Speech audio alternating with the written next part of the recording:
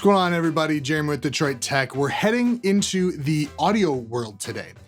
iFi was nice enough to send us over the Neo iDSD for us to check out. This is, of course, a review unit that we will be sending back to them, but of course, doesn't affect the review at all. But I did, again, want to say thank you guys. Really appreciate it. This will be their first time as well seeing the video too. So that being said, we'll put a link in the description below if you're interested in purchasing the Neo iDSD and of course helping support the channel. So let's kind of get a general checkout of this guy. I'll admit initially I thought this was kind of just a simple desktop like amp slash DAC, but it's really kind of more than that. I mean, it is that, but you'll see. Now it looks great. Comes with this cool stand, so you can stand it up vertical, or of course you can place it horizontal as well. The screen does rotate with the orientation, which of course is really nice. The construction is basically, it's just like all metal, and it has a really nice, you can see, really nice high-end look that really is kind of what I expect from iFi. On the front, we have the screen, volume knob, input channel selection button, the power button. There's a 4.4 millimeter jack and a 1/4 inch jack. Both, of course, are balanced outputs, which is really nice. The backside, if you will, is where it gets actually kind of interesting for me, at least from my preconceived thoughts. Like I said, I thought it was just a headphone amp DAC, but here we have, there are balanced XLR outputs, RCA single-ended outputs, coaxial and optical digital input, and of course a USB input, then their power input and the antenna, which is pretty cool. So if you're like me and like to switch between like headphones and speakers, depending on the situation, this guy's got you covered. You can use the RCA as, fixed level preamp to go out to like amp powered speakers where you control the volume there, or you can use the XLR to go out to powered speakers, control the volume on this device. Switching inputs, super easy, just a button press, and you pay attention to the picture that pops up and you're good to go. When I powered this device on, it defaulted to analog volume control. Basically, it bypasses the computer's master volume. You can change this, of course, if you're married to like your keyboard volume control or something like that, by you turn the Neo off, then pressing the volume knob while pressing the power button, and like after a quick boot up sequence, it'll let you know that you can switch it. And of course, speaking of the knob, it's a mute button too. So you press it, the screen lets you know you're muted, just flashes the volume.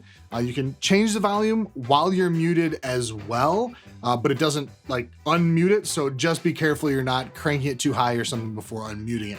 Don't want to blow out your eardrums or those expensive headphones. The big thing that I really liked about the Neo iDSD is the Bluetooth antenna. It kind of threw me for a loop at first. With how good looking this device is, it would be great fit in any nice living room setup or something like that. And you can connect your phone, or a friend can connect their phone to the device, and you can stream music that way. It's a really good way to share music. I especially like the idea of being able to, you get a new song, you can listen to it on somebody else's, higher end headphones or overall system. Honestly, it's a great idea, really a great ad, just another tool that's really great to see in, something like this. Said Bluetooth can handle 24-bit 96 kilohertz streaming, and when this is connected to a computer, you can get up to 32-bit 768 kilohertz on PCM. A harmonic distortion that they put is measured by iFi as 0.0015%, which of course is really good. But ultimately, how does this thing perform? How does it sound? And so you're aware, my daily driver headphone amp is generally the Drop THX AAA 789, so that's kind of my reference that I'll be going back to a little bit. We also did a video on that over here, if of course, if you're interested. I mostly tested on the HiFiMan HE4XX, again from Drop. Used the Beyerdynamic DT990s, the Grado SR80Es, Shure SE215 in-ears, and the Sennheiser HD6XX, again from Drop, kind of as just comparative. Overall, the amp sounds pretty darn good. Low end is bigger than the 789, but it never really loses any tightness, detail, anything like that. Especially on the HiFiMans, it's hard to lose detail on those. None of the headphones are super bass heavy, but this amp was the bassiest I've ever heard the SE215s on, which is interesting. When the whole band comes in at the beginning of, like Welcome Home by Coheed and Cambria, the Neo had no issues at all. All the details stayed there. There's even maybe a little bit more high end as well. I was really enjoying it. And when I switched back to the 789, which seems to be one of the most transparent amps, it actually sounded kind of muddy for the first 30 seconds until my brain got used to what I was hearing. And when something sounds muddy on the 4XX, it really does make me pay attention. So after that experience, I definitely wouldn't call the Neo like transparent. It definitely colors the sound a little bit. I wouldn't say bad, but it colors it. It pushes the high ends and the low end a bit. Not like a crazy like V shape. It's tasteful and generally sounds really, really good. What was kind of odd though, when I started using the 6XX's vocals actually started kind of getting pushed back. In Sennheisers, especially the 6XX, they're supposed to be like God tier for like intimate vocals, right? Right, which is why it was kind of really odd, made me sit up and pay attention, proverbially. Anyway, going back to my 4XX's, which I just tend to like better. Anyway, I noticed the same thing once I kind of started paying attention. After some investigation, seemed that the amp just kind of repressed the mids just a little bit, like right middle mids. Like Coheed vocals seemed fine, but Dave Grohl, like his vocals suffered a bit and were a little bit more hidden and pushed back. Most female vocals that I listened to tended to be fine, though Hayley Williams' voice did recede a little bit in a couple of Paramore songs. Man in the Mirror by Michael Jackson was interesting. In the same song, the vocals went from being a little boxy to being recessed a bit and to being right up front, basically like normal. It was just in different parts of the song where that happened. I think my guess, I haven't looked at any measurements or anything. My guess is there's a bump in the low mids, like maybe around 300 to 400 hertz or so, causing kind of that boxiness when Michael Jackson was like basically singing by himself. But the straight mids, maybe 500 to 1,000 are either pushed down or just not boosted like things on either side of that range. Now, that's not necessarily a bad thing. I think the amp might just not be like best friends with Sennheiser cans. I still really love it on the 4XX's and the SR80Es.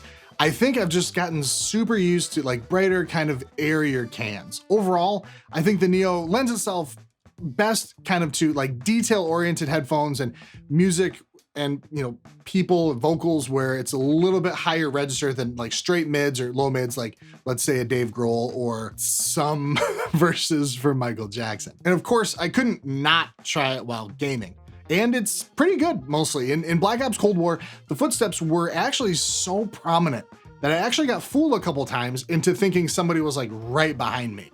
The explosions could be a bit much at times as well, but the Neo overall performed really well. And let's be honest, the explosions can be a bit much anyway, really. With all of that in mind, would I recommend the Neo iDSD? As usual, of course, it just kind of depends on your situation. Price-wise, I would say this sits pretty solidly at, it's kind of the beginning of the high-end market. Maybe not the high-end market, but for, a normie like me, high-end market. Currently, as I write this, right around $700, and that's out of reach probably for a lot of people. And if you want, if all you want is intimate vocals you can like share your nightly red wine with, this might not be for you.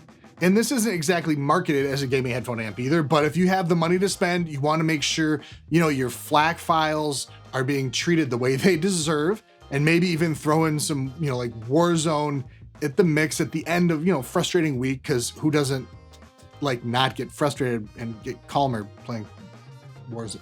Anyway, this could be something to look at. The technological pedigree iFi has is very high. They make really good products, and it's really good looking. That's an effective product as well. It's just got me to kind of sit and listen to music really for the first time in months. And that is a pretty good recommendation. So thanks for watching, everybody, and thanks again to iFi for sending this over for us to check out. If this video was helpful, hit the thumbs up and subscribe, and we'll catch you in the next one.